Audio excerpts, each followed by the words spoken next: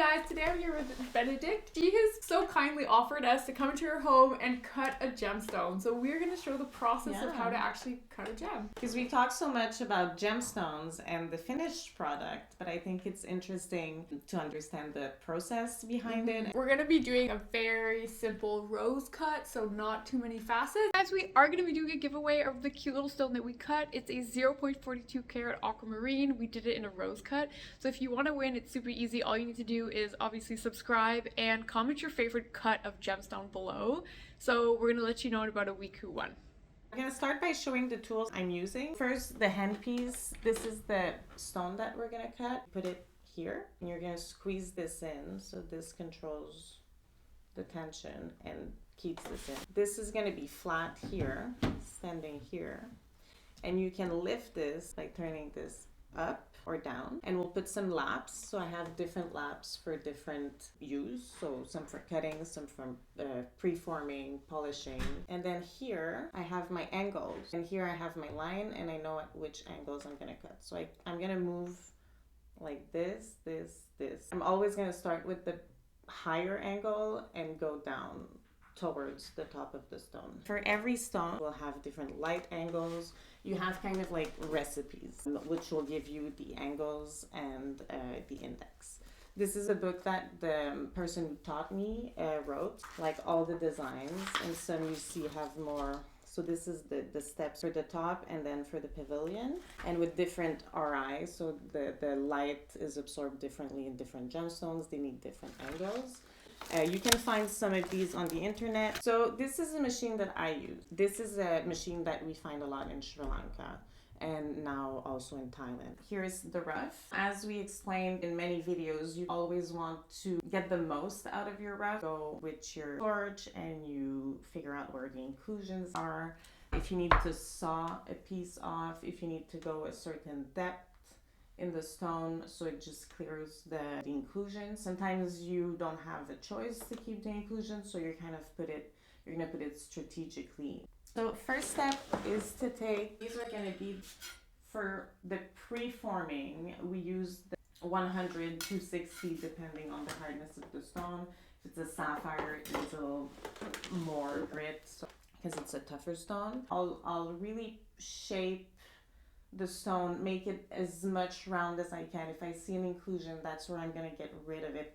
I kind of want to make it ready to be cut, to have a better idea of what like the finished shape is going to look. You use this thing not to burn your fingers because you're also using this oil lamp, and you're going to use a dot.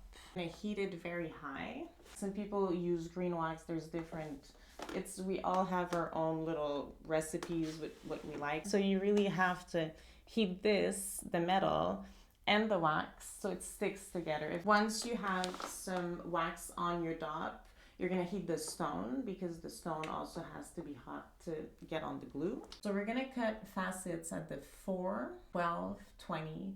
We're gonna do these 12 facets. It's gonna look like the pizza pie. The pizza pie. We also put water drip here. I would usually put a mask if I do it for like hours. The water drip is for that. It's reduce the dust. Reduce the dust. Yeah. Always better to like lift it up. Sometimes when you lower your angle, you're kind of like, you put it on and it's like the noise is horrifying. So we're starting at 4.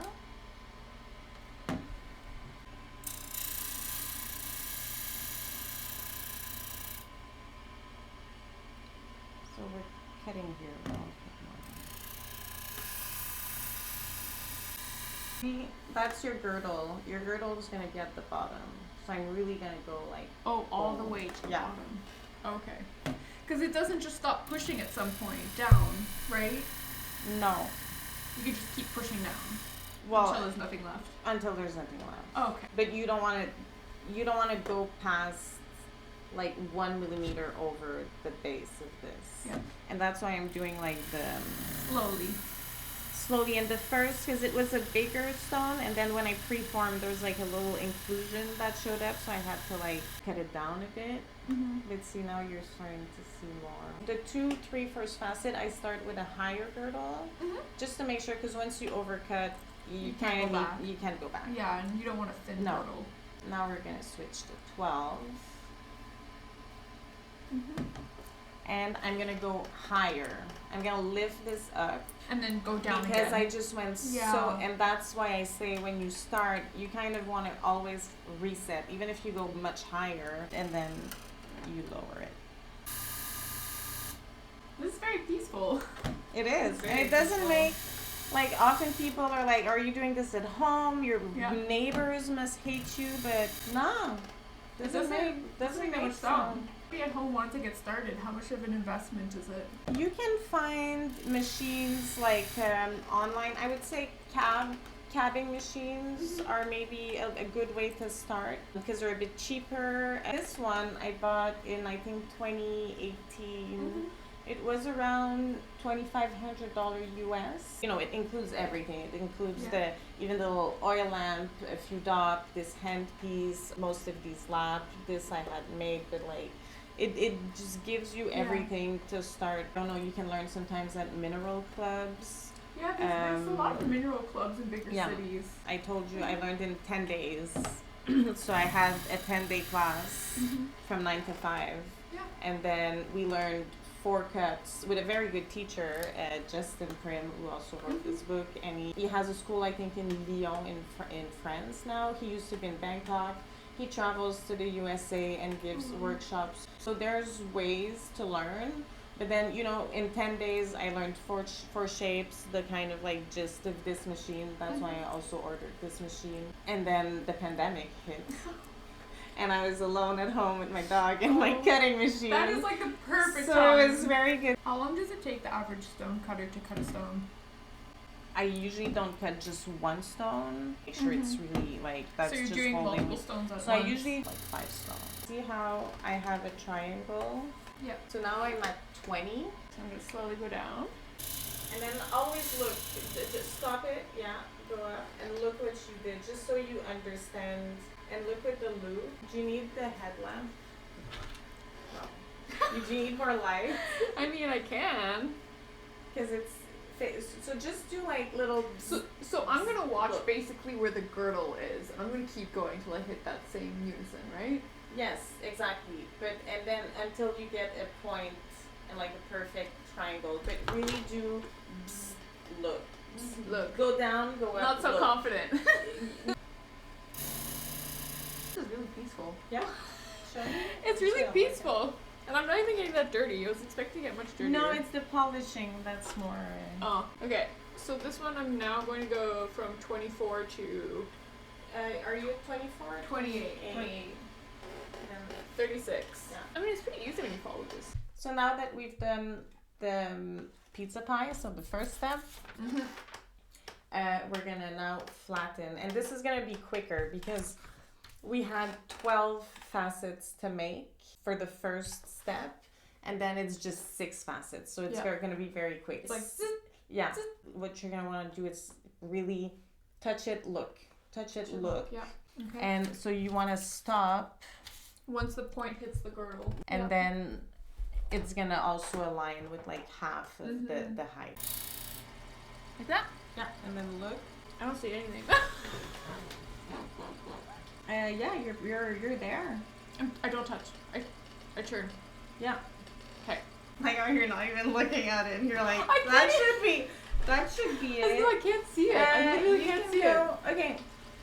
You don't see the V? I don't see it. You don't see the V? Okay, now we see it. So finish this one. This one looks better. The first one always looks weird. Finish this one and then you can go back on the other one if you feel like it needs to. Make your base to start. Yes, you're going to kind of fix it at polishing, but if that's good, then the rest is going to be good. Because that's like, so you have to make this first step perfect because it's like a puzzle, you know, after if the pieces are like off, it's going to show immediately. Well, nice. Or there's an extra facet, but yeah, it's 96. 96. Yeah, so 96. We're missing a facet. Okay, look at it from the top. I only see 5 facets, I think. That's it, because there's one is missing. See how at the bottom exactly it doesn't go to the top? You only have 5. cut it, you'll see it. It's gonna appear and you'll see it. Okay. All right, so now we're gonna polish. Now we're gonna polish. Polishing is making something shiny, almost mirror-like. We're gonna get rid of this. We're gonna change for a copper lap. There's other types of lap we can use, but this is good for harder stones. It's copper and it's charged a concoction that I make of coconut oil and diamond powder. Oh, interesting. So you need to mix diamond powder with some kind of lubricant. I think when I learned, they taught us how to make this base with olive oil, but when I got here, it was just too runny. And it when you get your home set up, something's changed. So I have my coconut oil. And I have this thing where I just put a bunch of coconut oil, and now it looks like there's nothing. Yeah.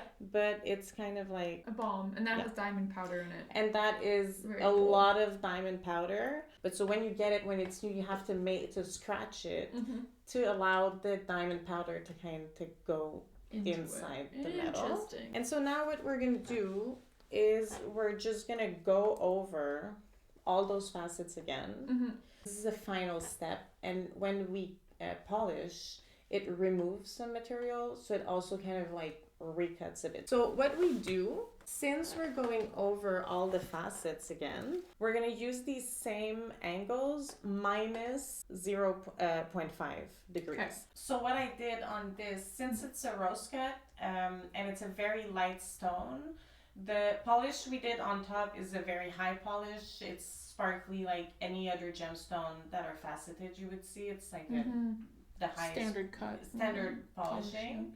The bottom, what I did, since it's a very light stone and rose cut is flat and there's no internal play of color, it's only the rose cut, it's really just for the luster, so it's the light that's gonna hit on the facet as opposed to the light that's gonna kind of jump inside the stone and give you that sparkliness. So since we don't have that, we don't have optic issues or anything, I did the base slightly, so instead of using the copper lap with diamond powder, I used a felt lap that also has diamond powder in it, and it kind of gives a more of a like almost like sandblasted look. Yeah. So it's not, if it's on a finger, if it's on an ear, you don't need either like a backing or because otherwise you'll see that it's gonna be like glass. If it's too high polished, you're gonna see straight through the stone. You'll see like the setting underneath it, so you don't want that. So that's why she left it a little bit like almost like matte, sandblasty finish. A little like less than when we were cutting. That was really like, I mean, a stone that, and I can show you other stone, but a stone that is not polished, it can look like any rock that you find on the floor. It's a very rough, so it's a bit more, it's more like a waxy polish that I did. This is the entire process from start to finish to cutting a gemstone. It's actually a lot more work than I was expecting. The work is that you have to go over, but it's very quick. It's super quick because it's just you touch every facet. And then the last step is just to dip it in acetone. Obviously, if it's a pearl or an opal, you might not want to leave it super long in the acetone. Take it out of the wax. So it's really to dissolve the glue slowly. So there's some waiting in the process, but once you're at it, well, showing you took maybe an hour. Polishing is really fast. Yeah. I think it's like the initial setup is the longest. I'm sure like waiting for like the job to actually cool down and settle. That's it. Like Benedicte was explaining earlier, she does multiple pieces at the same time, so that will help like not just waiting around. Yeah, exactly. Well, thank you so much, Benedicte. You're welcome. If you have any questions, comments, leave them down below. We also have a lot of short form content on like our Instagram and TikTok, Dominic Flux. If ever you want to like more fast digestible content, we have a lot there. So thank you so much for watching, and we'll see you next time. Bye.